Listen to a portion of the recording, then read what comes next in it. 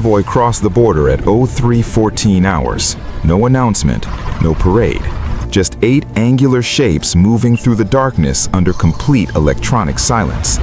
Ukrainian reconnaissance drones picked them up 40 kilometers south of Svatove. The thermal signatures were wrong. The speed was wrong. The profile didn't match anything in the threat database. By the time NATO intelligence analysts in Brussels received the footage 6 hours later, 3 emergency briefings had already been scheduled. Because what just entered the Ukrainian battlefield wasn't supposed to be there yet. And what it did in the next 72 hours forced every NATO member state to ask a question nobody wanted to answer. Are we ready for this? If you want the real story behind the weapons changing modern warfare, hit that subscribe button right now. We break down what others won't tell you. Welcome to the BTR K-16, Russia's first true next-generation wheeled combat vehicle. And right now, across the frozen fields of eastern Ukraine, it's rewriting 40 years of NATO assumptions about Russian armored capability. This isn't an upgraded Soviet relic. This isn't a propaganda mock-up. This is confirmed deployment, verified combat performance, and documented tactical effectiveness that has Pentagon planners pulling all-nighters.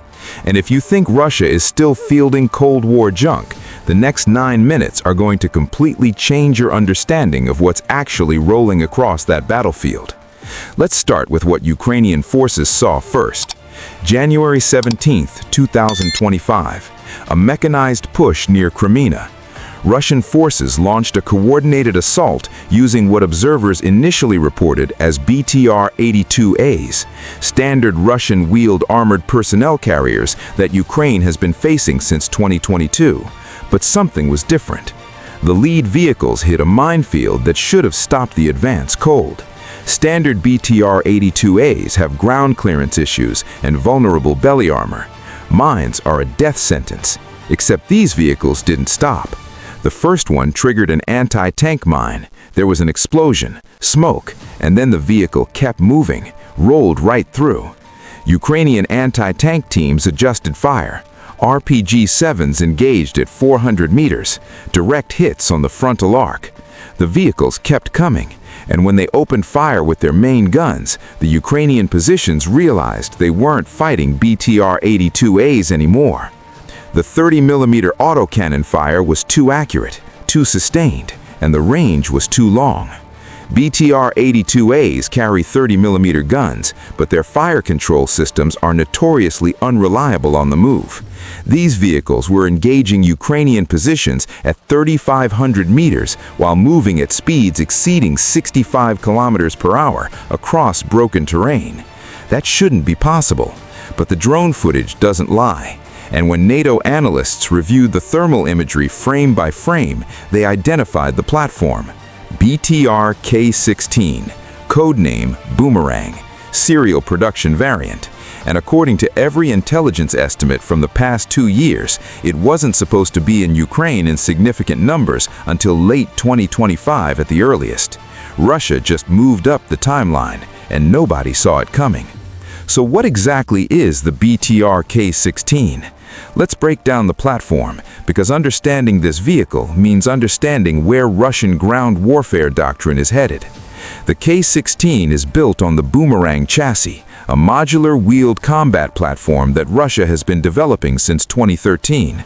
This isn't a modification of an existing vehicle. This is a clean sheet design built from the ground up to replace every BTR variant Russia has fielded since the 1980s. The designation K-16 specifically refers to the infantry fighting vehicle configuration, but the same chassis can be configured as a command vehicle, a medical evacuation platform, an electronic warfare carrier, or a fire support vehicle. That modularity is critical because it means Russia can produce one base platform at scale and reconfigure it for different missions in days instead of months. NATO does this with vehicles like the Stryker and the Boxer. Russia is finally catching up, but they're doing it cheaper and faster. The specifications are where the K-16 starts to separate itself from everything Russia has fielded before.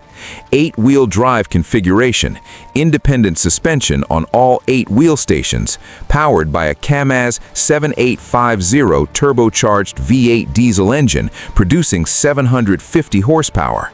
To put that in perspective, the older BTR 82A produces 300 horsepower. The K-16 has more than double the power. That translates into a maximum road speed of 100 kilometers per hour. Cross-country speed on rough terrain exceeds 60 kilometers per hour.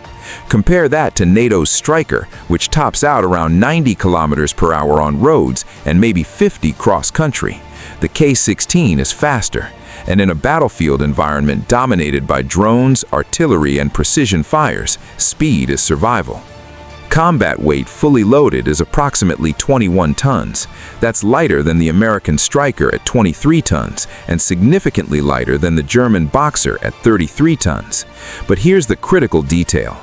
The K-16 achieves that weight while maintaining comparable armor protection. The hull is constructed using modular ceramic composite armor panels. Base configuration provides protection against 12.7mm armor-piercing rounds across the frontal arc and 7.6mm rounds on the sides and rear. But, and this is important, those armor panels are modular. Field units can add explosive reactive armor tiles, slat armor cages, and additional composite packages depending on threat level. Ukrainian forces have documented K-16s operating with full relic-style ERA packages. That's the same explosive reactive armor used on Russian main battle tanks. A wheeled vehicle with tank-level frontal protection. That's not supposed to exist at this weight class. The survivability features go deeper than just armor thickness. The K-16 incorporates a V-shaped hull designed to deflect mine blasts away from the crew compartment. Remember that minefield the K-16 drove through near Crimea? That V-hull is why it survived. The blast energy is redirected outward and downward instead of up into the crew. The fuel tanks are positioned outside the crew and passenger compartments and feature automatic fire suppression. The engine bay is separated from the troop section by a firewall rated to contain fires for 6 minutes. And here's the feature that NATO analysts flagged immediately: central tire inflation system. The driver can adjust tire pressure on the move. That means the vehicle can transition from hard pavement to soft mud without stopping. It can operate with 2 tires destroyed on the same side. That level of mobility resilience is something most NATO wheeled vehicles don't have. The Stryker has run-flat inserts. The K-16 can lose multiple wheels and keep fighting. Now let's talk about weapons, because this is where the K-16 stops being a transport and becomes a genuine combat platform. The standard turret is the Boomerang BM Unmanned Combat Module. It mounts a 30mm 2A42 autocannon, a 7.62mm PKT coaxial machine gun, and 4 Kornet EM anti-tank guided missile launchers. The 30mm cannon fires armor-piercing and high-explosive rounds at a rate of 550 rounds per minute. Effective range against ground targets is 4,000 meters. Maximum range is 6,800 meters. That means the K-16 can engage Ukrainian infantry fighting vehicles, light armor, and infantry positions at ranges where most return fire is ineffective. The Kornet EM missiles extend that engagement envelope out to 10 kilometers. 10 kilometers. And Kornet EM is a tandem warhead anti-tank missile capable of defeating explosive reactive armor and penetrating up to 1,300 millimeters of rolled homogeneous armor.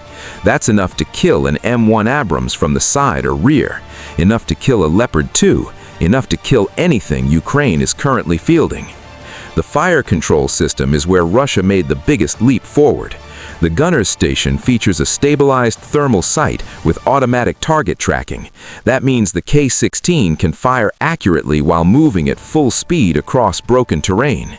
The commander has an independent panoramic sight with 360-degree coverage and hunter-killer engagement capability. The commander can identify and designate targets while the gunner is engaging something else. First target gets hit, second target is already being tracked. That's a level of situational awareness and multi-target engagement that older Russian vehicles completely lack, and it shows up in combat. Ukrainian forces have reported K-16 units engaging multiple targets in rapid succession, suppressing one position with autocannon fire while simultaneously launching anti-tank missiles at armored vehicles 8,000 meters away. That's combined arms warfare executed by a single platform. Here's what's happening on the ground right now. Intelligence reports from Ukrainian forces in Donetsk, Luhansk, and Zaporizhia indicate that K-16s are being deployed in company-strength formations, 9 to 12 vehicles operating together. They're not being used as front-line assault vehicles in the traditional sense. They're being used as rapid reaction forces and exploitation units. The tactical pattern is consistent. Russian forces fix Ukrainian positions with artillery and drone strikes.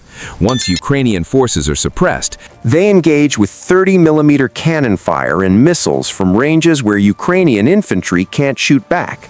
And then they're gone, displaced before counter-battery fire or drone strikes can target them. That hit-and-run, shoot-and-scoot doctrine is exactly what wheeled combat vehicles are designed for. And the K-16 is executing it better than any previous Russian platform. The BTR K-16 isn't a superweapon. It's vulnerable to drones, mines, and top-attack missiles. But it's the most capable wheeled IFV Russia has ever fielded. Faster, better protected, and produced in numbers that matter. And it's already proving itself on the battlefield. NATO is watching, because the old assumption of guaranteed superiority is fading. The technology gap is closing, and the side that adapts faster will win. If you want daily breakdowns of the weapons that actually decide wars, subscribe now and turn on notifications. New intel drops every day.